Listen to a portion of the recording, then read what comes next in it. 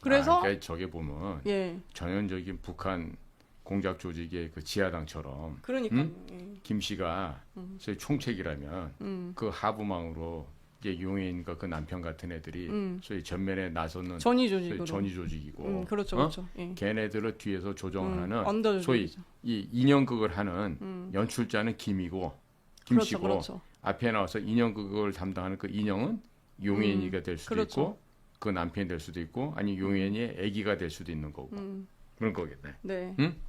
그래서 이 사람이 완전 울분에 차서 학생 운동을 할 때부터 각종 선거 때마다 돈을 모아오라고 이야기를 하고 많이 모으지 못하면 혼내던 사람들이 구해온 돈이 결국은 조직의 돈이었다는 걸 이제야 알고 나서 저는 화가 많이 났습니다. 왜냐면 후배들한테는 너 재정 독립해야 된다. 너 혁명하려면 네가 스스로 자금 조달해야 된다. 이렇게 저쩌고 얘기를 했는데 정작 그 말하는 너 선배놈 너 알고 보니 조직 돈 받아서 너는 하고 있었구나. 이렇게 된 거예요. 이 사람은 몰랐던 거죠, 근데. 그래서 그 굉장히 그러니까 이때 열심히 살은 자기의 지난 날이 너무 후회스럽겠다. 그렇죠, 그렇죠. 그죠? 예. 자기는 열심히 해서 상납하고 했는데. 너무 미안한 마음에 그렇지, 그렇게까지 그것도. 활동을 했는데 음, 이 굉장히 이거에서 충격을 받고 좀 그랬다는 그렇죠 그런 내용이었습니다. 아. 네.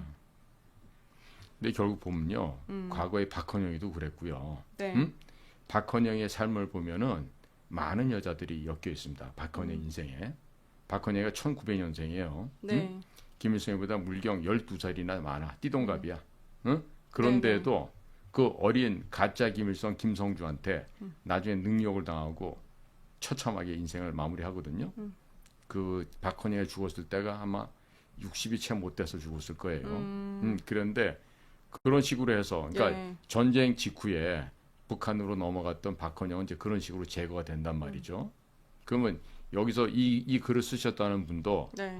서울대 철학과 나왔던 그 김 선생의 비서도 했고 그렇죠, 그렇죠. 정말로 순수하게 조직의 일원이 되어서 저희 공산혁명을 달성하기 위한 하나의 부속품으로서 최선을 그렇죠, 다했는데 그렇죠. 최선을 다했죠. 봤더니 허무했다라는 걸 지금 본인이 나중에 깨달은 거 아니야. 그렇죠.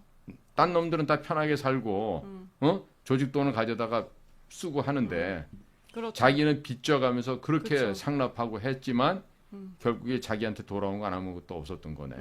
그런 내용입니다. 맞습니다. 예. 그러니까 예. 세월을 허송세월하고 몸도 마음도 지치고 늙고 네. 수중에 남은 돈도 없고 일모도원이네. 날은 저물고 길은 멀고 애는 울고 배는 고프고 네. 딱 이런 거네. 돈 떨어지고. 그렇죠. 진짜. 그렇다면 앞으로 우리 그 젊은이들 가운데서도 이런 그 유혹이나 이런 권유를 받았을 때 이런 것으로부터 좀 벗어날 수 있어야 될 것 같아요. 저는 다른 것보다도 솔직히 이렇게까지는 저는 되는 사람이 많지는 않을 거라고 생각을 해요. 근데 잘 모르면서 이제 네. 지난번 동덕여대 같이 네. 그런 그 라카 시위, 공학 네. 반대하는 시위 네. 그런 걸 진짜 나는 공학 반대해서 이렇게 참여하는 애들도 있을 거고 뭐 네. 페미니즘도 마찬가지고 네. 그럴 건데 그 진짜 기저에 어떤 게 나를 움직이게 만드는지를 알면은 뭐 물론은 이제 그 시위가 무조건 이 사람들이 배후에 있다 이것까지는 전 잘 모르겠어요. 어쨌든 의혹이 제기된 거긴 한데 직접적인 뭐 연결고리가 있다고 하기에는 좀 애매를 하니까. 근데 어쨌든 이 애들이 활동하는 그 기저에 깊숙이 들어가 보면은 다 이런 거에 의해서 이게 돌아간다는 거죠. 이 판이 페미니즘 이런 판도. 그래서 좀 그 다음 좀 보면은 다른 것보다도 5번 이 사람도 이제 직접 만났던 또 다른 사람인데 그 5번 가부장이 허락한 페미니즘 그 페이지 좀 보여주실래요? 좀 내리다 보면 있거든요. 이 사람도 실제로 만났던 사람이에요. 예. 누구를 만나? 김을? 네. 근데 이제 이 사람 같은 경우는 이 워마드식의 페미니즘에 대해서 조금 근거를 들어서 부정적이다 나는 이렇게 밝힌 거죠. 근데 이제 그 김 로드 5가 아유 니 아무 걱정 안 해도 된다. 전혀 걱정 안 해도 된다. 라고 하면서 그 당시에 여성위원장한테 전화를 바로 걸어서 자네가 이 당을 여성주의 정당으로 바로 세우게 이래버린 거예요. 그래가지고 이 사람이 또 깜짝 놀랐다고. 어디서 깜짝이 놀랐냐? 그 여성주의 정당을 세우는 것도, 그러니까 여자가 세우는 게 아니라 중년의 남성이 그 엄격 그놈 진지한 표정으로 여성주의 정당을 만들어 이렇게 지시를 내리고 그 여성위원장은 아무런 문제 제기가 없이 그저 따르는 모습, 기괴하다 못해 참신했다 이렇게 표현하더라고요. 예. 그러니까 가부장이 허락한 페미니즘이라고 표현하는 그러니까 거예요. 무조건 당이 하면 한다야. 응? 당에서 결정은 무조건 복종해야 되는 거고 네. 개인의 의견이나 생각은 있을 수는 없는 거죠.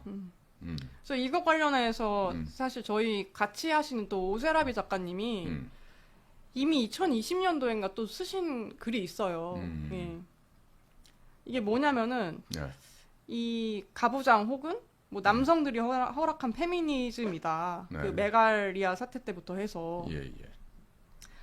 네. 그래서 뭐 이거 뭐 군소정당들 얘기 쭉 나오고 이렇게 있는데 다음 페이지 좀 보여주실래요? 네. 여기 보시면 군소 좌파 정당 중에 노동당 세력이 가장 적극적이고 이것은 특히 옛 사회당 집단이었다. 페미니즘 그 구축하는데 이들이 발빠르게 페미니즘 운동 속으로 들어왔다. 네, 노동당과 통합한 옛 사회당의 언더 조직 중 최고 수장인 김 로드 파이브 이 사람.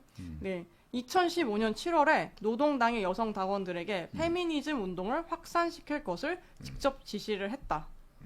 그리고 거기에 따라서 노동당 여성위원회, 불꽃 페미 액션 등이 페미니즘 전위 부대 역할을 했다. 웃기지 않은가? 페미니즘 운동이 여성으로부터 시작해야지 어떻게 언더 조직의 수장이 지시를 하는가? 이렇게 된 거예요. 그리고 또 웃긴 거, 이거 많이 얘기하시긴 했는데 2015년 7월부터 이 페미니즘 운동의 등장에 굉장히 의구심을 갖고 계셔서 그걸로 책도 내셨죠. 네, 그래서 자료를 찾던 중에 문건을 하나 발견을 하는데 6명 정도가 모인 집단이 그 메갈리아 사이트를 이제 개설을 하기 위해 논의를 하는 내용이었대요. 근데 참가자 이름은 거의 모르는 이들이었는데 그 중에 낯익은 한 명의 남성이 그 사이트 개설에 주요 멤버로 참가를 하고 있었고 근데 아는 사람이었다고 합니다. 이 청년이. 옛 사회당 출신이었고 근데 그 청년이 그 메갈리아 사이트를 만드는 과정에 굉장히 깊숙이 개입하고 있었다. 네. 그러니까 페미니즘 운동 순수 여성 인권 운동이란 말 굉장히 허황된 말이다. 네. 좌파 정당 운동권 남성들이 개입한 것이다. 이런 내용입니다.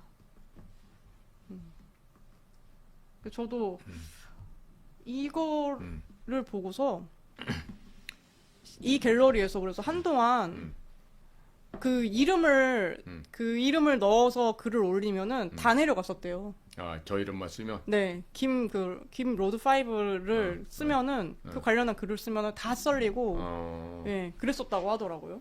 거의 뭐 저 김 선생이 부르면 안 되는 사람이에요. 볼드모트예요, 거의. 저기 뭐야 서열로 따지면 제일 높겠는데?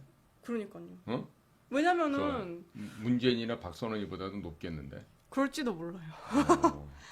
아니 저는 이제 북이랑은 저 사람이 어떻게 연결되어 있는지는 잘 모르겠는데 확실한 거는 완전 그런 빨간 쪽인 거는 확실한 것 같고 제가 무서운 거는 직접 저렇게 자금 조달이 되는 사람이니까 예. 자기 아니, 사업체가 있고 지금 보면요 그게 굉장히 무섭죠. 박선원 씨에 대해 갖고 이렇게 평가했던 뭐 언론사가 있어. 응? 네네. 그런데 거기에 같이 일을 했던 우리 국정원 출신 하나가 네. 지금 박선원이로부터 지금 고발을 당했다는 거야. 왜요?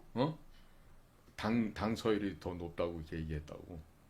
그 뭐 지극히 합리적인 의심으로 네네. 우리 국정원 출신 요원이 얘기를 한 건데 네. 이제 그걸 가지고 이제 시비를 거나 봐. 그러니까 홍장원이 메모가 그 저기 뭐냐 그 필적 감정을 했을 때 박선원이 거로 나왔다 그랬잖아요. 응? 그러니까 거기에 대해서는 시비를 못 걸고 있어. 그런데 자기에 대해서 어떻게 얘기한 거. 뭐 당 조직에서 뭐 어떻다. 네네. 그런데 이제 그거 가지고서 이제 뭐 사실이 아니라고 이제 뭐 시비를 거는 것 같은데. 네네. 그러고들 있더라고요. 그러니까 전체적으로 네. 이것도 보면은 결국 윤석열 대통령이 12.3 계엄을 할 수밖에 없었던 이유가 그렇죠, 그렇죠. 이런 거예요. 이제 사회가 다 지금 오염이 돼서 지금 공산화로 가고 있는 거예요. 네. 그러니까 전쟁으로 비유하자면 낙동강 전선도 무너졌고 네. 이제는 부산 방어선만 남은 거야. 응? 부산 하나만 남아 있어요. 네. 자, 이런 상태까지 지금 우리나라가 왔는데 그렇더라면 이제는 우리 모두가 정신 차리고 그렇죠. 네. 지금 전세를 갖다가 역전을 시켜야 될 그럴 때 아니겠습니까? 그러니까 제가 봐선 그런 것 같습니다. 윤석열 대통령이 물론 마스터 플랜을 갖고 이번에 12.3 계엄령도 시작을 했고 네, 네.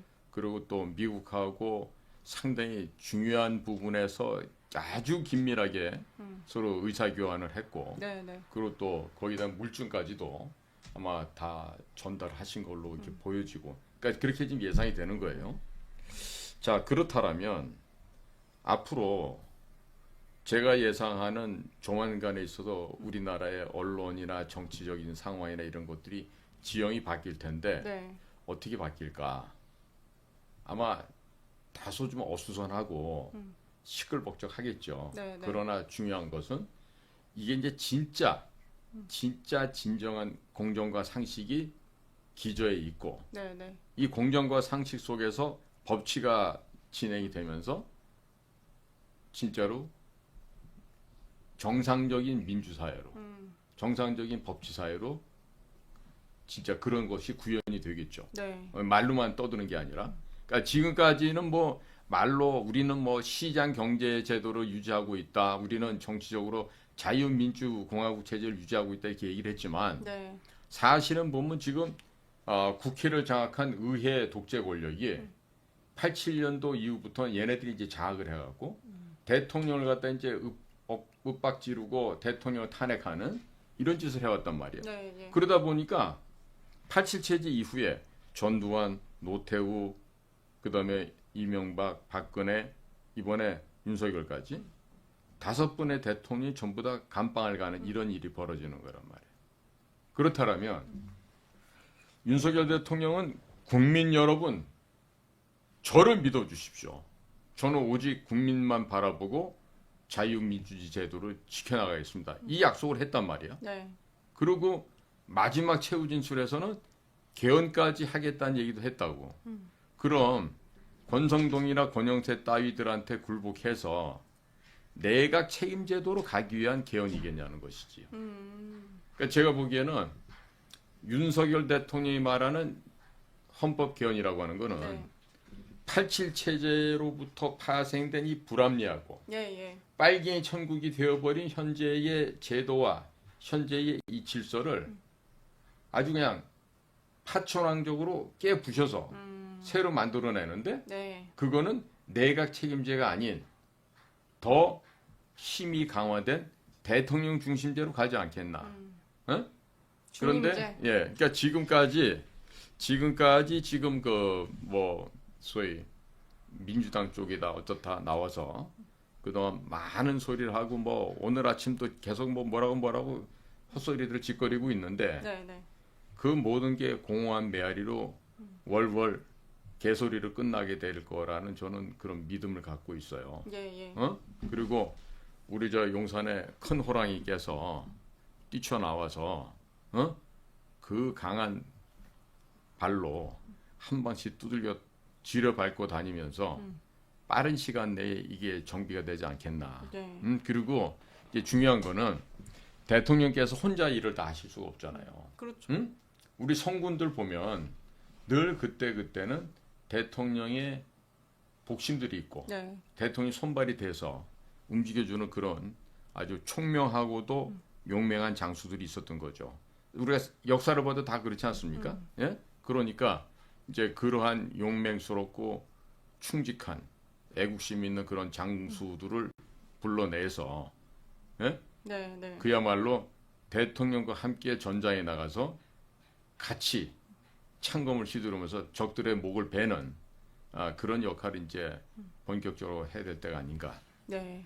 아마 그리고 대통령께서도 이제는 내가 사람을 잘못 썼다는 걸 아마 느끼실 것 같아. 응? 진짜 법대 나왔다 그래요. 내가 믿었는데 한동훈이한테도 속고 최상무기한테도 속고 다 날 갖다가 이 속여 먹은 놈들이다. 네. 그러니까 자기 마음 같지가 않았던 거지. 그러니까 이제 진짜 내 꼭 그 대통령한테 또 그 주변에 있는 사람한테 해주고 싶은 얘기는 첫째, 여사님이 추천하는 사람 절대 쓰지 말 것이야. 응? 두 번째, 그 가장 헛된 게 뭐냐면 서울대 법대 나오거나 고시 붙은 애들이 네. 영재라고 인재라고 생각했던 그 잘못된 선입견, 그걸 꼭 이번에 깨셨으면 좋겠고, 세 번째는 그 분야의 전문가들을 데려 써야 돼. 네. 그러니까 예를 들어서 이주호 같은 교육부 장관 예를 들어 보면 예. 그 사람이 MB 때도 교육부 장관 했었어요. 그러면 올바로 그 일에 대해서 전문성을 체득하고, 그리고 교육부 내에서 내가 무슨 일을 어떻게 해야 되겠다는 걸 아는 사람 같으면 지금처럼 저따운 식으로 일을 못 할 거야. 그런데 예. 외부에서 날라와갖고 KDI에 있었다 그러더라고. 예. 그러면 한국개발연구원이란 KDI가 주로 거기 서울대 경제학과 나온 애들이 많이 가 있어요. 그 이번에 저 전현희한테 졌던 그 누구야? 무슨 나는 임차인이다 그러고 나서 윤희숙이. 예. 걔도 그 저기 서울대 경제학과 나온 애 그런데, 그러니까 애들이 보면은 똑똑하긴 한데 이 서울대 경제학과 나온 애들이 현실에서 현장에서 국민들의 목소리를 모르는 거야. 네. 이상적으로 이론적으로는 알아. 네. 뭐 책 보고 해서 아주 이론은 잘 알아. 그런데 문제는 현장에 가서 현장에서 지금 맞닥뜨리고 있는 국민들의 심정이 어떻고, 국민들이 좀 절실한 문제가 뭐고 이거를 모르는 거야. 그러니까 똑같은 서울대 경제학과 나온 그 누구냐? 네. 그 저기 뭐야 어디지 그 여성가족부인가 잼버리 그 많이 먹은 여자 있잖아. 김현숙인가는 애. 네. 걔도 그 서울대 경제학과 나온 애라고. 그러니까 얘네들이 네. 공부만 했지 네. 현장의 소리를 모르는 거야. 그러니까 이번에 보면은 그 저기 뭐야 그 한덕수 총리할 때도 끝까지 인용을 한 여자 그 정계선이라고 있잖아. 네. 그러니까 걔도 보면은 이거를 보나 뭐를 보나 공부 외에는 할 게 없는 애지. 그러니까 의대를 갔다가 혼자 어디 짱 박혀가서 뭐 영화나 보고 그러다 이 대선 안 되겠다 싶어서 뭐 지가 바꿔갖고 이제 법대를 시험 봐서 들어가고. 그러니까 공부하는 재주는 있는 아이야 걔도. 네. 그런데 공부만 해서 될 일이 아닌 거예요. 왜 그러냐? 이게 현장이라고 하는 거, 실제 상황, 이거는 공부로 해결될 일이 아니야. 그렇죠. 가서 그 현장에 있는 사람들이 어떤 문제가 있고 그 사람들이 뭐가 필요로 하고 앞으로 그걸 갖다 해결하려면 어떤 일을 해야 되겠고 이거를 현장 가서 그 해답을 알아와야 되는데 그냥 내가 똑똑해. 나 있지. 서울대 경제학과 나오고 미국에 어디 대학에서 박사 받았고 이렇거든. 그러니까 너네들은 내 말 들어야 돼. 이런 교만함이 있는 거야. 그러니까 이런 애들이 가장 큰 문제가 뭐냐? 그 교만과 오만 독선 속에 빠져갖고 또 그 잘나지도 않은 그 학위 어디서 받아왔다고. 그래서 이제 폼 잡는단 말이지. 그러니까 예를 들면 우리나라 뭐 외교부나 뭐 이런 뭐 산자부나 이런 데서 뭐 통상 문제 하고 뭐 이런 애들도 보면 똑같아. 무슨 뭐 행정고시 뭐 이따 이거 붙어갖고 어디 미국 같은 데 가가지고 연수 좀 받고 와갖고 박사학위를 받아와요. 그러면 그거 가지고 이제 내가 최고 전문가가 됐다 그러는 건데 사실 걔네들은 가갖고 그 도서관 그런 데서 이거 페이퍼 쓰느라고 시간 보내고 온 애들이지 실질적으로 만약에 보건 분야다, 교육 분야다, 아니 통상 분야다 이런 데 있어갖고 미국에 다니면서 뉴욕은 어떻게 움직이고 워싱턴은 어떻게 움직이고 또 시골에 들어왔더니 세인트루이스는 어떻게 되고 시애틀은 어떻게 되고 이런 건 몰라. 시카고 같은데 시카고 거기도 크지만 밑에 텍사스에 와갖고 텍사스에는 뭐 휴스턴 같이 어마어마한 큰 도시를 가보고 이런 데 가서 미국을 현장을 뛰어다니면서 배우게 되면은 시장 경제제도가 이런 거구나. 자유민주주의가 이런 거구나. 그렇게 해서 올바로 된 정책을 필 수가 있는데요. 이 보면은 이 건방진 거야. 나 뭐 서울대학교 무슨과 나왔고요. 뭐 고시 붙었고요. 뭐 어느 대학 가서 학위 받았는데요. 나 정도는 전문가 아니에요? 이따오 소리들하고 자빠졌다고. 지까짓 게 뭐가 전문가야. 현장의 소리는 하나도 모르는데. 네, 그렇죠. 응? 그래서 앞으로 윤석열 대통령은 이런 식의 난 인사를 했으면 좋겠어. 뭐냐? 그러니까 문제만은 교육부다, 보건복지부다 이런 데서는 외부 애들 들여오지 마. 예를 들어 보건복지부야. 그러면 물어봐. 여러분들의 보건복지부 일을 제일 잘할 수 있는 사람을 써주세요. 내부에서. 아니면은 네. 외부에서 쓸 수도 있겠지. 그러면 직원들이 볼 때 일을 해보니까 아 맞아요. 어떤 분이 오시면 제일 좋을 것 같아요. 그리고 우리 옆에 부서에 아무개 서기관님 계신데 그분은 급수는 4급 서기관이라도요. 장차관보다 훨씬 능력이 출중하세요. 이런 분이 해줬으면 좋겠어요. 난 이렇게 해서 내부적으로 일을 잘하고 그쪽의 전문가로서의 경력을 쌓은 사람이 추대를 받아서 네, 네. 그러니까 온 그 부서의 직원들이 아 이분이면 좋겠습니다. 이렇게 해서 그렇게 추대받는 분이 장관도 하고 네, 네. 차관도 하면 난 지금 저기 뭐지지? 농림축산식품부 그 2대 나온 애인데 무슨 도시개발한 애가 장관하고 저는 있는 거야. 예. 그러면 이제 조금 있으면 이제 4월 초가 되면은 한식 청명 때 잠깐 꽃샘추위가 올 거예요. 그러면 어떤 문제가 생기냐면요. 꽃샘추위가 오잖아요. 그럼 그때 쫙 꽃피는 나무들이 있어요. 뭐냐? 사과, 배, 살구, 복숭아 뭐 이런 것들이 매실도 그렇고 그때 그 핵과류라고 그러는 예. 이런 과일들이 꽃을 핀단 말이야. 그런데 마이너스 0.5도만 돼도요. 물기를 쫙 뿜어갖고서는 그냥 화총에다가 물을 막 쏴줘. 그런데 네, 간밤에 0.5도가 마이너스 뚝 떨어져. 마이너스 1도도 아니야. 마이너스 0.5도, 0.6도, 7도 막 이런데 그 사이에 얼어버려요. 그러면 화총이 5개가 이렇게 폈다가 가운데 있던 중심화가 여기서 이 수정 수분이 돼갖고 사과도 크게 열리고 배도 크게 열리게 되는데 이 중심화가 딱 새까맣게 썩어버리는 거야. 타버리는 거야. 그러면 적어도 그러면 야 봄에 농부들의 가장 소망인 가을의 풍년을 맞이하려고 그러면 제대로 된 과일을 만들어서 수정 수분하고 그게 유지가 되고 시간이 경과되면은 적과라 그래갖고 나머지 것은 떼버리고 가운데 튼실한 놈만 남겨놔야 되거든. 그러면 그렇게 온도가 바뀌고 할 때 냉해, 프로스트 인조리를 갖다가 방지할 수 있는 뭔가가 있어야 된다고. 네. 그러니까 그런 거를 농사를 안 져보니까 장관 나부랭이 뭐 농촌진흥청장 아무리 뭘 해도 현장을 안 가본 사람, 그렇죠. 응? 실사구시의 현장을 안 가본 사람은 네. 그 일을 해결을 못 한단 말이에요. 과거 우리가 똑같아요. 중앙정보부가 욕을 처먹은 거는 국내의 업무를 간섭을 했기 때문에 그런 거지만 예를 들어서 우리나라 식량 증산하는 통일벽시를 만들 때 우리 선배 공작관들이 그 전 세계를 다니면서 그 해왔던 그런 일을 어떻게 이루 설명을 못해. 그런데 그 공작관들의 피눈물 나는 노력을 통해서 종자가 개량이 되고 바뀌어져서 네. 다수학 품종이 나오고 국민들의 소위 말하는 보릿고개를 갖다가 면하게 했단 말이지. 그게 73년 4년도 얘기예요. 그린 레볼루션이 만들어질 때가 그때인데 그런 식으로 지금 국가를 갖다가 발전시키고 뭘 하기 위해서 보이지 않는 곳에서는 엄청난 일들을 해왔다고. 네.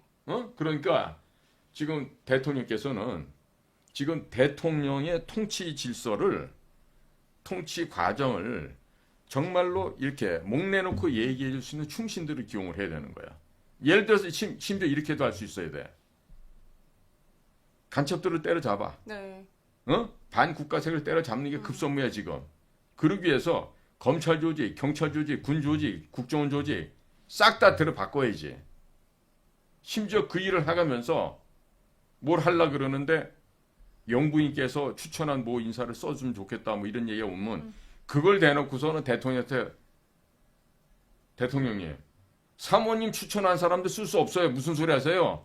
그렇게까지. 그럼 그런 얘기까지 대통령한테 직언을 하고 예, 예. 그리고 대통령도 아이고 죄송합니다. 이게 또 어떤 놈들이 잘못 또 우리 마누라 통해서 또 쓰신 모양인데 그렇게 경청을 해야 된다.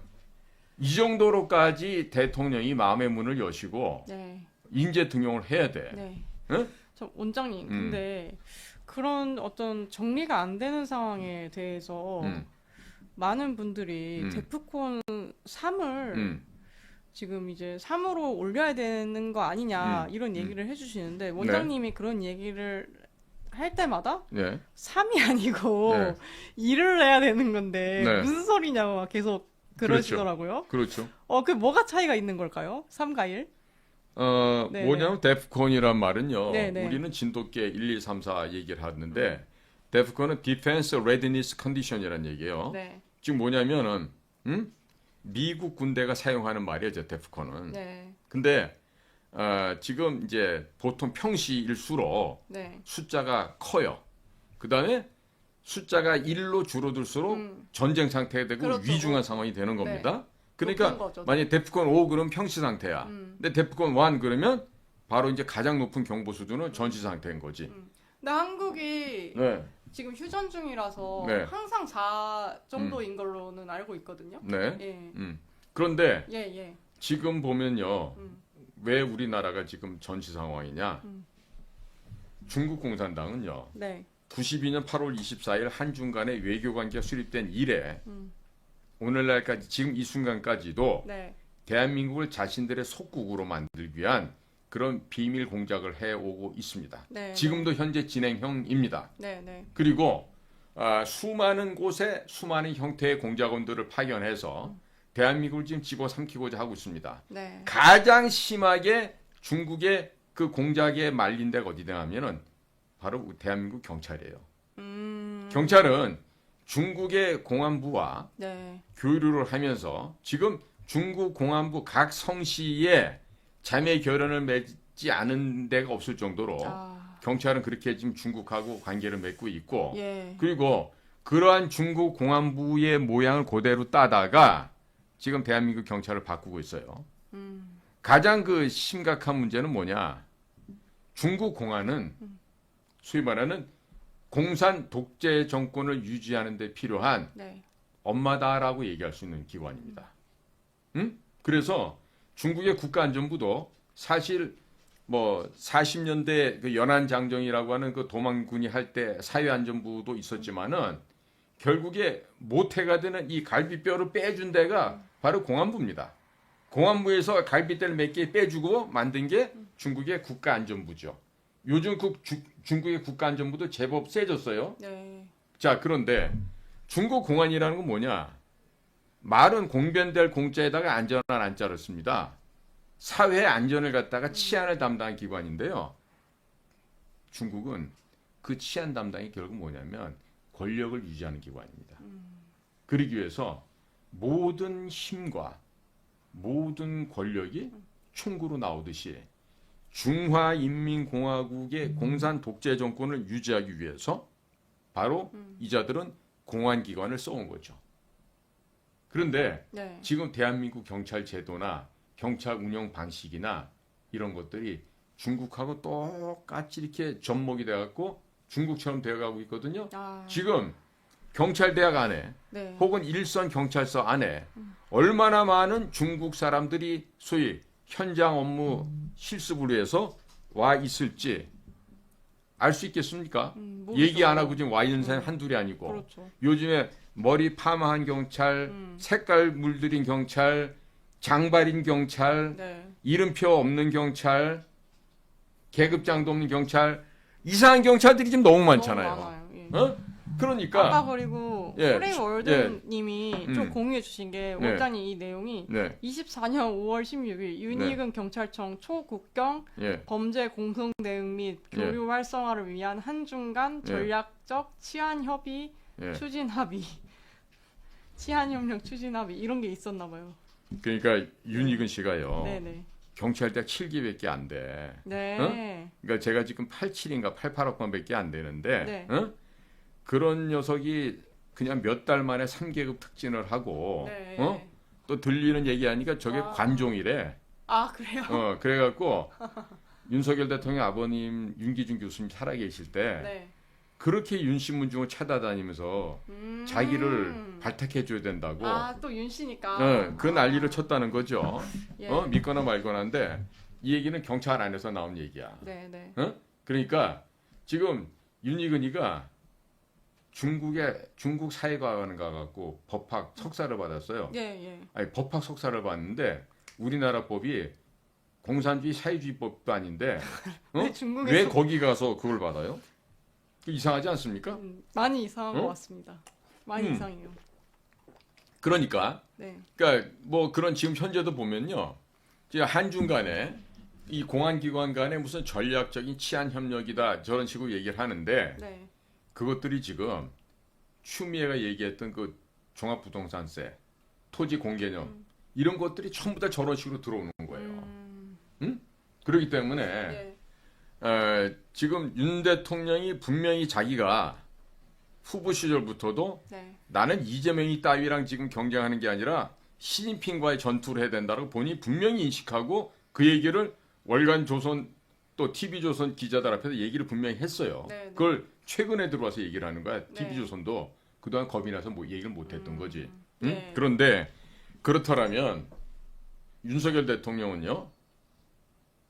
무엇을 갖다가 최주안점 두셔야 되냐면 이 일을 하다 보면 통일 대통령이 저절로 될 수가 있어요. 그러니까 네. 통일 같은 거는 어차피 우리 땅이고 우리 그냥 영토니까 따라오는 것. 관심 갖지 마시라 이거야. 네. 대신에 미국이 현재 하고 있는 대중국 선멸전, 관세 전쟁을 포함한 모든 영역에서 지금 중국은요 이렇게까지 아니 미국이 이번에 미 공화당 하원 의원이 야 중국 애들은 여기 유학 오는 것도 다 막아버려.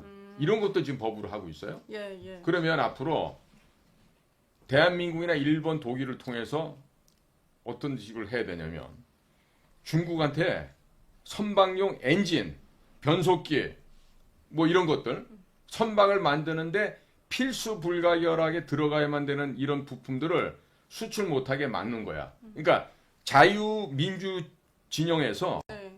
대중국 선박 부품 수출 금지를 법적으로도 만들어야 돼.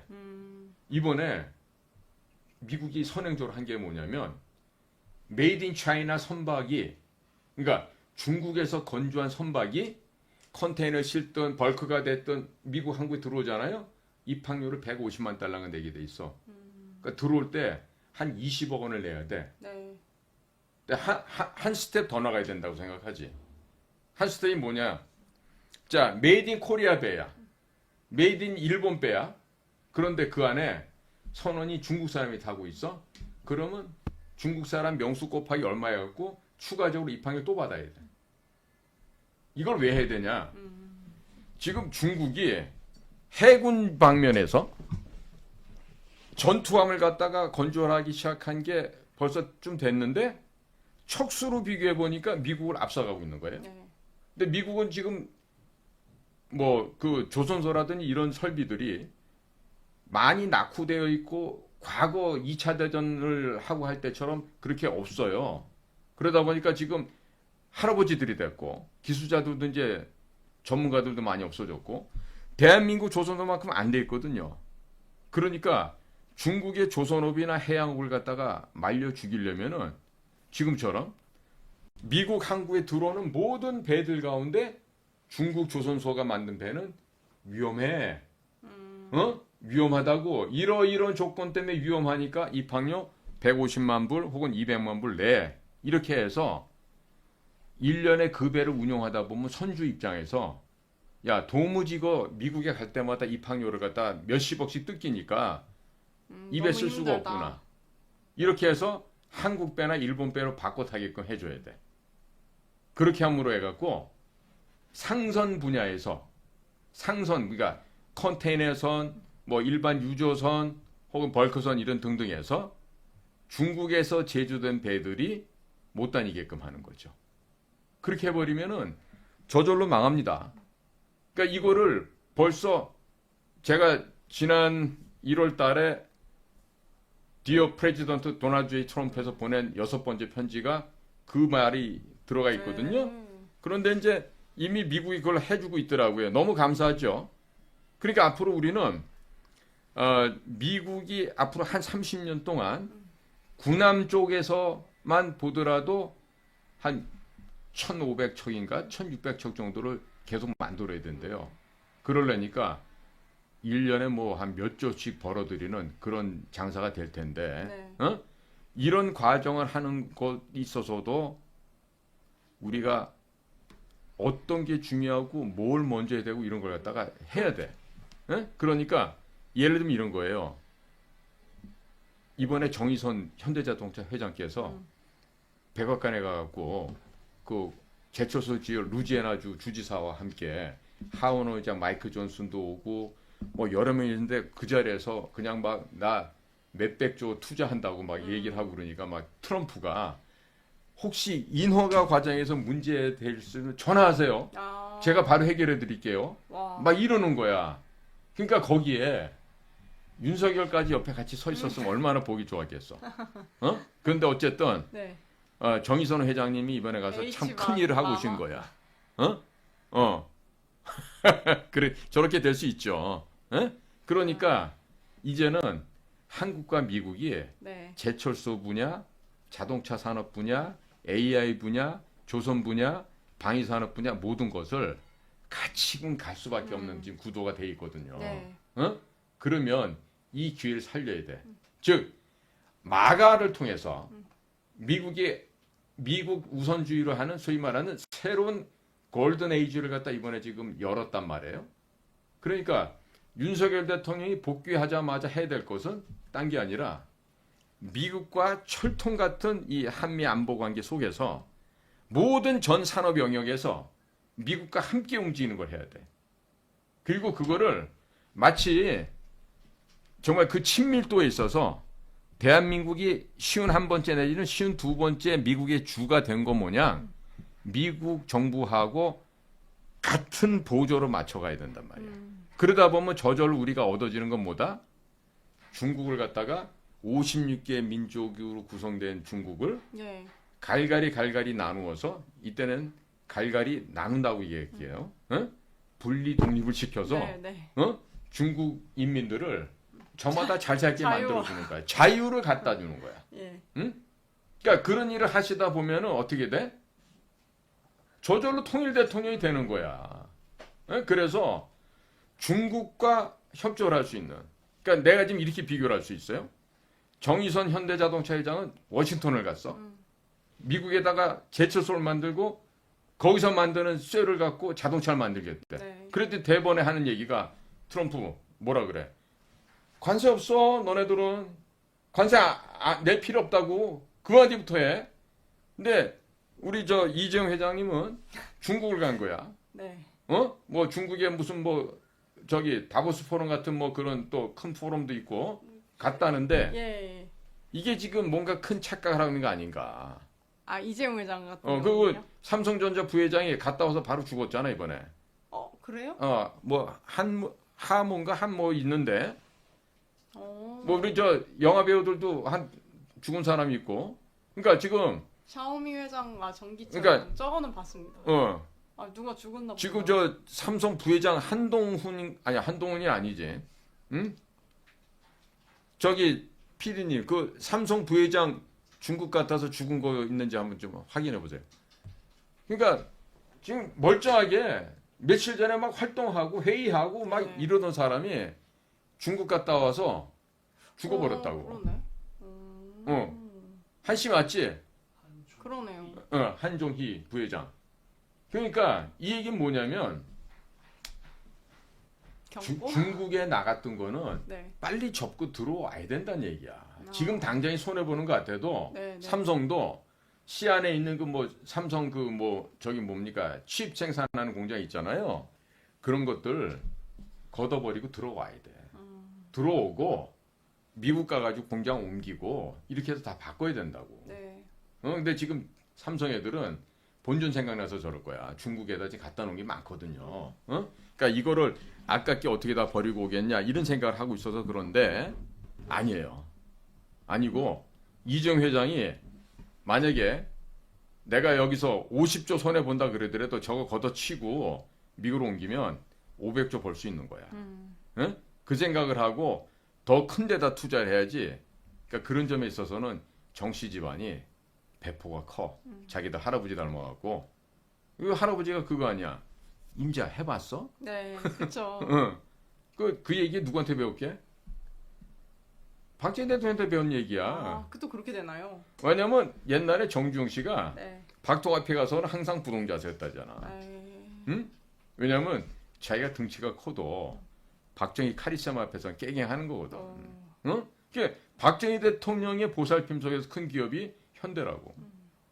그러니까 대한민국의 산업화, 부국화를 이끌어오는 과정에서 박정희 대통령이라고 하는 CEO의 명령을 받아서 열심히 일을 했던 데가 바로 현대야. 그래서 거기가 대기업이 된 거예요. 네. 그러니까 현대 정주영 회장이 그 임자 해봤어라고 하는 그 개척자 정신으로 하듯이 난 이번에도 정의선 현대차 회장이 아주 그냥 잘한 것 같아. 앞으로 지금 현대제철소 없앤대잖아 국내에서. 네? 저거 철강 노조들 해갖고 맨날 말썽 일으키던 민노총 애들 어디 갈 거야 이제? 회사 폐업한다는데. 그러니까 까불면 저렇게 되는 거라고. 네. 그래서 자우전에 지금 윤 대통령이 지금 이런 그 반국가 세력들 좌빨놈들 말려 죽이는 방법이 또 하나가 지금 민노총 장부 공개하라 그랬잖아요. 응? 네, 네. 쟤네들 그 돈 쓴 거 내역서 다 저기 뭡니까 이거 회계해서 네. 그 감사받도록 이렇게 했잖아요. 그러니까 저는 있잖아요. 우리나라 저 웬만큼 그 민노총 애들 날뛰는 그런 회사들 중에 대기업들 있잖아요. 특히 현대가 그렇죠. 응? 그런 그 대기업들이 그냥 옮겨버렸으면 좋겠어. 응? 그래갖고 예를 들면 미국 같은 데 옮기는 거죠. 네. 그래서 일 열심히 하고 국부 창출하고 돈 많이 벌어서 우리 국민들한테 이득을 가져다 주는 그런 사람들을 위해서는 바로 이사를 가갖고 사람들이 더 많은 경제적 수입을 만들게 하고 그 다음에 일 안 하고 사보타지하고 데모하고 이런 놈들한테는 아예 직장을 폐쇄하람으로 인해 갖고 돈줄을 끊어버려야 돼. 그래서 나는 내가 이재용이라면 중국 거 아깝지만 버리고 난 미국으로 다 옮기겠다 이거지. 네. 응? 그러니까 제일 잘하는 사람들이 현대하고 한국화역 같아. 응? 그거 좀 해야 된다니까. 네, 진짜 필요한 일들인 것 같습니다. 네, 네. 그래서 데프콘은요. 네. 왜 데프콘 1을 해야 되는지 제가 조금만 더 추가로 설명을 드릴게요. 네, 네. 3가 아닌 1이어야 되는 네. 지금요. 작년도입니다. 작년도 10월 달에 10월의 마지막 날 미국의 김영현 국방부 장관하고 조태열 외교부 장관이 미국을 갔어요. 네. 미국에 당시 토니 블링컨 미국 국무장관하고 그 국방장관 미국의 로이드 오스틴이죠. 그러니까 블링컨 국무장관, 로이드 오스틴 국방장관, 그다음에 우리나라의 조태열, 그다음에 김용현 2+2 외교 국방장관 회담을 했다고. 그렇게 해서 제6차 한미 외교 국방장관 회의 공동 성명서를 발표한 적이 있어요. 근데 거기에서 제일 중요한 내용은 뭐라고 저는 보냐면 지금 전쟁의 개념과 전쟁의 정의를 바꿔버린 거야. 지금 뭐냐? 하이브리드 전쟁이 거기에 들어가요. 네. 하이브리드 전쟁이 들어간다는 얘기는 중국에도 현재 하고 있는 초한전, 한계가 없는 모든 영역에서의 침투에 들어오는 그 전쟁을 다 의미하는 겁니다. 그러니까 사이버 공간에서, 네. 우주 공간에서 모든 영역에서 지금 중국 공산당이 침투에 들어오는 곳에 대해서 뭐로 규정을 한다? 전쟁이 발생한 것으로 규정을 한다 이겁니다. 그러면 그 전쟁이 발생됐다고 하는 것은 무슨 의미예요? 양국 간에 지금 치열하게 대포를 쏘지 않았을 뿐이고 전투기가 미사일을 안 쏘았을 뿐이지 이미 전쟁을 하고 있다는 얘기입니다. 그렇죠. 그러니까 지금도 오늘 이 순간도 우리는 중국 공산당과 전쟁을 하고 있는 거예요. 다만 지금 우리 일반 국민들께서는 이게 총포탄이 안 날아다니니까 전쟁이라고 느끼지 못할 뿐이지 예. 사실은 전쟁 중이거든요. 네. 자, 그렇기 때문에 이번에 중국 공산당을 갖다가 깨버릴 수 있는 절호의 기회가 우리한테 온 거예요. 지금 뭐다? 윤 대통령 지금 다시는 계엄을 안 한다 그랬어. 네, 그렇죠. 그죠? 예, 제2차 계엄 없다고 분명히 마지막 최후 진술에서 얘기를 하셨어요. 네.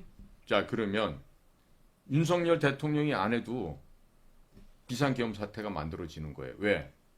이미 전쟁이 진행되고 있어요. 그러니까 그것도 이 지구상에서 가장 악독한 중국 공산당과 북한 공산당이 지금 곳곳에서 사이버 침투를 해오고 있단 말이에요. 네. 그러니까 유엔군 사령관의 지휘하에 한반도 전시 상황을 선포하는데 그게 바로 뭐다? 데프콘 1이다 이런 얘기야. 응? 그러니까 유엔군 사령관 이코로 주한미군 사령관, 네, 그렇죠. 미8군 사령관 이렇게 됐죠? 그러니까 이분에게 전시 작전권을 원래 전쟁이 나면 넘어가게 돼 있잖아요. 네. 미군한테로. 그러니까 자연스럽게 유엔군 사령관이 전시 작전권을 쥐고 그리고 중국 공산당을 해체하는 거죠. 그러기 위해서는 데프콘 1으로 격상을 시키고 동시에 지금도 보시고 있지만은 우리나라 사법부가 네. 얼마나 썩었습니까? 오늘 아침에 우리 선배님이 사진 하나 보내주셨어. 그런데 거기 뭐라고 돼 있는지 알아요? 뭐라고 돼 있을까요? 죄명이 네. 죄인명이야. 네. 사법부야, 사법부. 아. 근데 그 사법부가 네. 그 법률을 관장한다는 그 사자가 아니고 죽을 사자. 어? 그다음에 법보자. 아. 그다음에 부자는 부패했을 때 그 부자를 쓰셨더라고. 네. 그래서 사법부가 소위 말하는 고인이야, 고인. 이게 일종의 말하면 부고장을 갖다 들고 나오신 거야. 그러니까 고인명은 죽은 부패된 사법부. 네. 그다음에 사인은 뭐냐 봤더니 자살로 해놨어. 응? 그러니까 사인이 자살이야. 네. 그다음에 사망일시가 2025년 3월 26일이야. 장례 절차, 장례 일자는 미정으로 돼 있대. 응? 이게 아주 수준 높은 해악으로만 볼 게 아니라 네. 지금 우리가 윤 대통령이 복귀하시잖아요. 이 작업을 해야 되는 거예요. 사형을 시켜야 되는 거야. 사법부. 그럼. 응?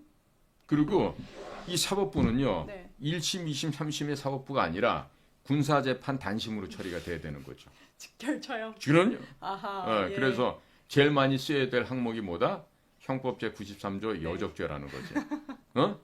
사형 아니면 무기. 네. 아유. 둘 중에 하나지. 네. 그리고 많이들 골로 가죠. 이제는 윤 대통령이 2년 반 동안 참고 기다렸잖아. 네. 문재인이 손을 못 댔잖아. 왜? 조 바이든이 뒤에서 지켜보고 있는 소위 말해 저들이 있으니까 네. 그 불순하고 부정한 부패 세력들이 윤석열 목을 갖다 따려고 지켜보고 있으니까 그땐 참아야 됐지. 근데 이제 끝났잖아. 그리고 든든한 후원해주는 트럼프 대통령이 뒤에 버티고 있잖아. 그러니까 이번에는 문재인부터 목을 따야 되겠지. 응? 이것도 또 걸릴 얘기인가? 그러니까 문재인을 사법 처리해야 되겠지. 네, 네. 그다음에 문재인 시절에 나라를 갖다 헌납하기 위해서 온갖 범죄를 도맡아서 했던 자들 있잖아. 바로 국정원. 아. 어? 국정원의 원장했던 서훈, 네. 박지원, 북쪽에다가 애들 놓고 살던 이런 사람들이겠지. 어? 이런 사람들을 모조리 끌어내서 어떻게 해야 돼? 여적죄 형법 93조를 해가지고 처형을 해야 돼. 무기징역도 아까워. 네. 밥이 아까워. 반찬도 아깝지만. 그러면 이런 범죄자들, 간첩들, 반국가 세력들, 여적죄를 진 자들을 어떻게 한다? 군법 직결 제1심으로 네. 직결 처분한다. 야. 이 사람이 말이에요. 막 까불잖아요. 근데 실제로 죽인다 그러잖아요. 그러면 얌전해집니다. 그럴 것 같아요. 그런데 실제로 죽여갖고 그 시체를 갖다가 딱 공개를 하잖아요. 그러면 재명이도 조국이도 어떻게 된지 아세요? 형님 제발 살려만 주세요. 그렇죠. 이렇게 싹싹 빈다고 애들이. 예. 자, 그래서 지금 피를 보지 않고 자유민주주의 지킬 수 있다고 생각하면 안 돼요. 윤석열 대통령께서는 반드시 네. 적들을, 반국가 세력들을 중국을 옹호하고 북한을 옹호하고 그 친중, 종중 또 친북, 종북을 하고 있는 이자들을 적어도 진짜 독화만 먹고 한 10,000명 정도는 직결 처분해서 없애버린다고 생각을 해야 됩니다. 최소 10,000명에서 10만 명 정도를. 네. 그러면 무서운 일입니다. 나라에 기강이 잡힙니다. 내가 직접 겪은 얘기를 해줄게. 윤 대통령은 그 후진 대학을 나와서 그런 거 모를 거야. 내가 대학 다닐 때 한 일화인데 네네. 51번 버스는 좌석 버스라서 대학교 본부 앞에까지 들어가요. 네. 교문에서부터 그 학교까지가 길어. 추운 날은 그 타고 들어가려면 걸어가려면 아유 머리가 시렵구는데 네. 하루 내가 뭐 급한 일이 있어서 빨리 가려고 51번 좌석 버스를 탔어. 근데 웬 놈이 내리더니 담배를 다 풀더니 비닐을 버려. 네네. 종이도 까갖고 또 버려. 내가 가면서 계속 주웠어. 먹는 사탕 허브큐를 갖다가 6개가 한 판인데 마지막 거를 입에다 넣고서는 그걸 버리더라고. 3개를 차례대로 주웠어. 뒤쫓아가갖고 네. 여봐 툭툭 쳤어. 그랬더니 보더라고. 옷을 아주 좋은 옷으로 당시 나이키 신발 신고 말이야. 네. 아주 폼나는 청바지 입고 뭐 이렇게 옷을 잘 입었더라고. 네. 이거 왜 버렸어? 그랬더니 제가 안 버렸는데요? 이러는 거야. 다 봤는데. 네. 그러니까 이제 사람들이 따라오다가 다 본 거지. 그래서 내가 그랬어. 그냥 저쪽에 뒤로 감골로 가자 그랬어. 그 감골이 어디냐면 우리 교련 시간에 훈련하는 데인데 네. 그 잔디밭이 있고 뒹굴르기 좋은 데인데 너 오늘 좀 맞아야지 정신 차리겠구나. 내가 이제 멱살을 딱 잡았다고. 네. 가자 그랬더니 이 새끼가 그 순간에 바로 아유 잘못했습니다 그러는 거야. 그래서 내가 걔가 버렸던 걸 딱 받아 딱 버리고서 주워. 너 이 새끼 한 번만 더 항내서 이따위 짓 하면 너 그때 나한테 죽는다. 네. 그러니까 이제 지나가던 사람들이 보고 다들 키득키득 웃는 거야. 이게 뭐냐? 매를 가하면은 인간들이 교화가 돼요. 그런데 반국가 사범들을 그 죄상을 물어서 사형을 시켜버리잖아요. 그럼 국가의 통치 기강이 쓴다고. 그리고 아마 우리나라 국민들께서 윤 대통령 복귀해서 반국가 세력들, 간첩 세력들 잡아서 군법 폐위를 해가지고 직접 처형시켜서 없애버리잖아요. 윤석열 대통령 지지율이 아마 95%에 넘어갈걸? 내가 보장하는데. 네. 그러니까 그거 해야 돼. 뭐 법대로가 하는 게 1, 2, 3심 하는 게 법대로 하는 게 아니야. 법대로 하는 거는 정말로 법의 정신에 의거해서 수천 년 전에 페르시아의 캄비세스 황제가 그 부패한 시삼세세라는 재판관을 잡아다가 산채로 가죽을 벗기잖아요. 그 벗긴 그 가죽을 갖고 의자에다 덮어요. 네. 그리고 그 시삼세세 재판관 아들을 갖다 그 안에다 부임을 시켜. 그러니까 지아버지 살껍데기 위에 앉아서 잔인해. 재판을 해야 되니까 재판할 때마다 네. 권순일이처럼 할 수 있겠어? 문영배처럼 할 수 있겠어? 정계선이처럼 할 수 있겠냐고. 아버지 가죽이 밑에 깔려 있는데 어떻게 부정을 해요? 그러니까 이런 식으로 네네. 국가 개혁을 그야말로 피비린내 나는 개혁을 하셔야 돼. 네. 그러면 윤석열 대통령은 역사의 최고의 성군이 될 수 있어. 통일 대통령도 될 수 있고 제2의 관계토대장이 될 수가 있다고. 네. 그런데 갔다 왔는데 아빠 우리 원래 좌파잖아. 영분이 또 이른다 그래갖고 그래 우리 좌파냐? 이런 식으로 갔다가는 끝난다고 진짜.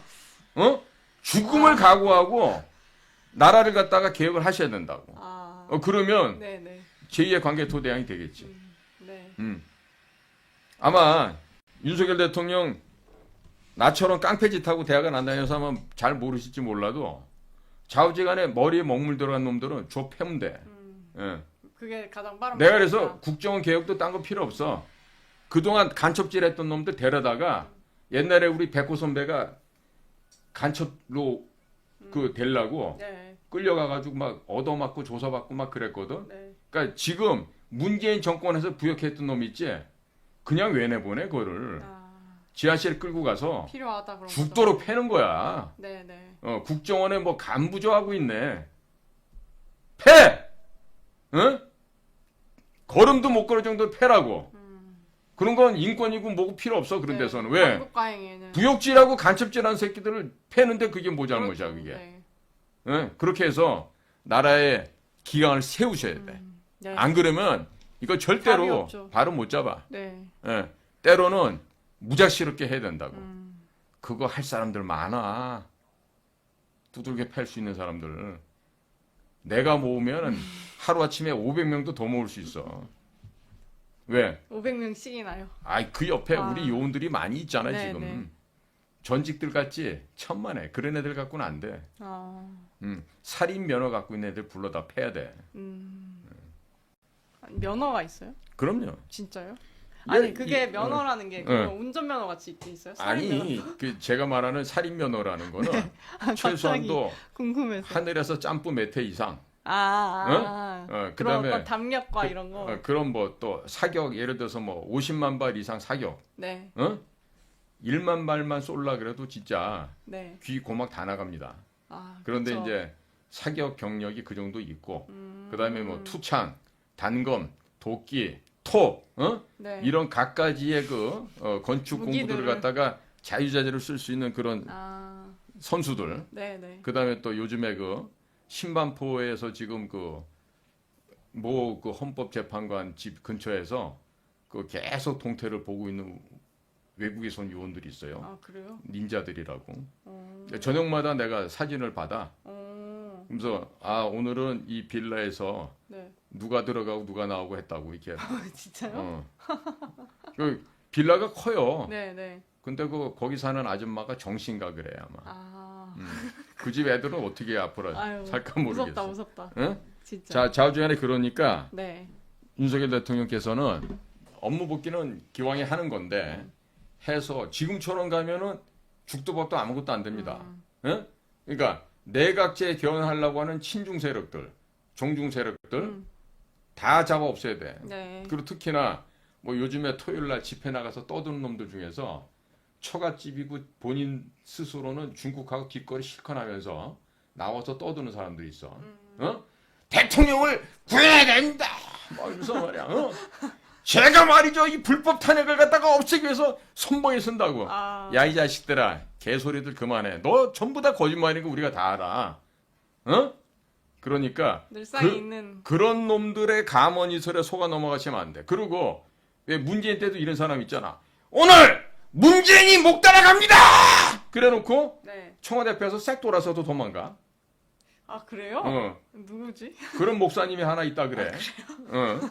그러니까 절대 그런 가짜들의 목소리에 속으시면 안 돼 우리 국민들이. 네. 그러니까 웃기다. 피곤하시니까 뭐 이번 주에는 내일 뭐 여의도 갔다 광화문 가고 광화문 갔다 여의도 가고 뭐 무척 바빠 우리 국민들께서 대구역에도 가야 되고 부산역도 가야 되고 많이 바쁘신데 피곤하시면 내일 하루 쉬셔도 돼요. 예? 너무 그렇게 막 의무감적으로 그러지 않으셔도 되고 중요한 건요. 국민들께서 이 뜻을 모아주셔야 된다. 마음과 뜻을 모아서 이 나라가 정상화되게끔 정말 간곡하게 기원을 해주셔야 돼요. 네. 그러다 보면은 이 나라가 잘 될 수밖에 없어요.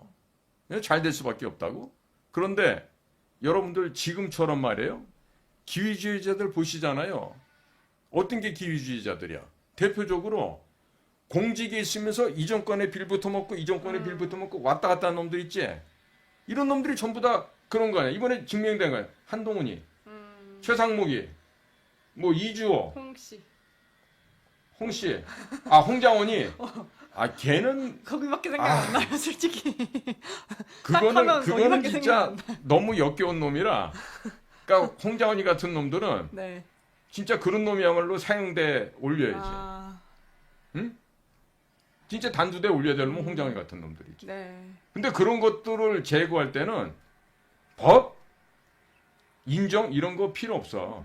야 올려 처단 끝 이렇게 하는 거야. 어? 무슨 뭐 집에 뭐 애가 있고 뭐 예편나가 있고 이런 거 고려사항 하면 안 돼. 지은 죄에 따라서 뭐 곽종근이 걔네 집 충남 뭐 금산인가 어딘데 아버지가 요즘에 돈 꾸러 다니는데 곽종근이 변호사비 되려고 어? 엄마는 지금 연로하셔갖고 치매 걸려서 힘든 모양이던데 네. 그러니까 곽종근이 같은 놈도 보면 노 부모님께 얼마나 이 불효를 하는 거냐고 이 그러네요. 나쁜 놈 자식이. 예. 집안 사정이 그러니까. 예. 어? 그런데 김병주랑 같이 인생을 살아왔으니 똑같이 그런 꼴을 당하게 되죠. 네. 그래서 이제는 이제 우리가요. 다 와가고 지금 우리 한예종 연극영화과 출신의 윤석열이란 배우가 네. 애들을 갖다 함정에 다 몰아넣었단 말이야. 일망타진이지. 전부 다 그냥 화염방사기로 다 끄실러서 다 어? 없애버리면 되는 거지. 응? 네. 그런데 아직도 보면 내가 여기 오다 보니까 무슨 뭐 8대0 뭐 파면 이러는데 네, 네. 그런 경우 맞아요. 그렇게 얘기도 하대요. 근데 까부르라 이거야. 네. 응? 특히 조중동 MBC, KBS, SBS 니들 까불 수 있는 만큼 까불어 봐. 그리고 너희들 아직도 도널드 트럼프한테 욕지거리 하고서 대통령 안 된다 그러는데 그 사과 성명 하나 안 냈지. 내가 볼 때는 앞으로 조중동이나 MBC, KBS 이런 애들 있잖아요. 미국에서부터 금융치료 좀 받을 것 같아. 금융치료. 응? 그러니까 금융치료 받으면 대개가 문을 닫는다더라지. 직장 잃는 거야 이제. 네. 그러니까 전부 다 또 뭐 민주당 뭐 각종 노조들 있죠. 민노총 까라 뭐 이런 것들. 갈 곳을 없겠네. 얘네들 전부 다 북한이라고 하는 테러 범죄 조직과 연계돼 있는 그 하부 서브 단체라고 다 국제사회에서 낙인을 찍고 걔네들 계좌 다 동결해 버리고 예를 들어서 민주당에다가 성금 내는 사람들 계좌도 역으로 엮여서 다시 동결되고 이런 식으로 해서 좌익, 중국, 북한을 갖다가 찬양하고 그들을 돕고자 하는 자들의 계좌는 다 문 닫아버리고 현금만 쓰게끔 하고 그렇게 하면은요 쉽게 끝나요. 예? 그러니까 지금 경찰이고 검찰이고 일을 똑바로 안 해서 그렇지 영을 세우면 되지. 영을 세워서 네. 예. 그 일을 안 하면 밥을 안 주는 거야. 밥그릇을 걷어차버리고 사료를 안 주게 되면 밥 먹기 위해서라도 검찰 놈들은 움직이게 돼 있다고. 네. 응? 내가 모 국정원장 하신 분한테 들은 얘기가 있어. 당신이 공직생활한 중에 검찰도 해봤고 장관도 해봤고 그런데 국정원장 했던 그 1년 반이 가장 보람스러웠고 국정원 직원들이 어느 검사보다 어느 행정부 조직보다 가장 뛰어났고 네. 가장 충성심이 높고 가장 애국심이 높았다는 거야. 그래서 내가 한숨을 쉬었지. 원장님. 그런 놈들이 그렇게 지금 썩어 있어요 저렇게. 응? 근데 그래도 네네. 그래도 낫다. 국가에 대한 충성심이나 네. 일할 수 있는 아무래도, 업무 능력을 보면 우리 국정원 조직 애들이 가장 뛰어나다는 말씀을 그 전 원장님께서도 하시더라고. 네. 그러니까 윤석열 대통령이 제대로 된 통치를 하려면 진짜 자기가 호랑이잖아. 그러면 제2의 호랑이나 아니면 북극 곰 같은 걸 하나 보내갖고 인정사정 없이 정리 작업이 혁파를 해야 돼. 그러니까 역사로 보면 이런 거지 뭐. 무신의 날 일으켰던 정중부 경대선 같은 사람들을 보내서 그냥 일거에 군법회의를 통해 갖고 단심으로 네. 처리를 하시면 된다고. 네. 네. 그래서 오늘 네. 또 원장님께서 음. 다양한 이야기들, 네. 또 특히나 윤 네. 대통령이 네. 복귀시 해야 될 예. 이야기들 또 위주로 많은 이야기들 해주셨습니다. 예. 예. 그렇죠. 네. 또 우리 애청자들이 또 보내주신 또 무슨 질문사항 없어요? 아까 버피님이 네. 장원이 형 말할 때 되게 예쁘게 잘해서 예쁨 받긴 했을 것 같다고. 싸바. 이렇게. 내가 그 얘기 안 했나? 홍장원이가 네. 복도에서 날 만나잖아. 깎듯이 그러면 이렇게. 두 손을 모으고서 옆으로 비껴쓰면서 네. 안녕하셨습니까 하고 인사하던 놈이라니까. 그놈이 말 예쁘게 할 것 같긴 해요. 그럼 네. 센 놈들 앞에서는 아주 얼마나 공손한데 걔가. 약간 강약이다. 응. 네. 근데 강강약약하게 되면 부딪히지. 그렇죠. 응. 아무래도. 응. 내가 언제 한번 김만복이라는 오빠야하고 네네. 들이받았던 얘기를 한번 해줄게 나중에. 응? 몇 번 하시지 않았나? 그거 말고 또 다른 에피소드 있나요? 진짜 짜릿한 진짜 얘기들이 들이받은 거. 응, 응, 기대되네. 응. 좋습니다. 저 네. 왠지 그분 얘기 나오면은 네. 웃겨요. 김만복이 네. 서울법대 66학번이야. 네네. 그러니까 아니야. 학번이 다를 수 있겠구나.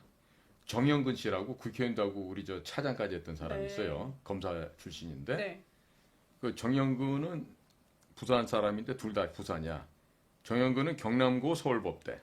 김만복은 부산고 서울법대야. 네. 그러니까 이 경남고등학교하고 부산고등학교 차이는 뭐냐면 경남고는 약간 좀 어반, 도시틱한 그런 학교고 이 부산고는 좀 컨트리 촌놈들이 많이 다니는 학교였어. 그런 또 차이가 있군요. 네. 그랬는데 이 뭡니까 김만복이 그 당시 중앙정보부 때 거기를 올 수밖에 없었던 배경, 그다음에 이제 살아갔던 방법, 그다음에 또 나랑 또 그 뭐 있었던 여러 가지 그 해프닝들 이런 거 들으면 아마 여러분들이 배꼽을 잡으실 거야. 재밌겠다.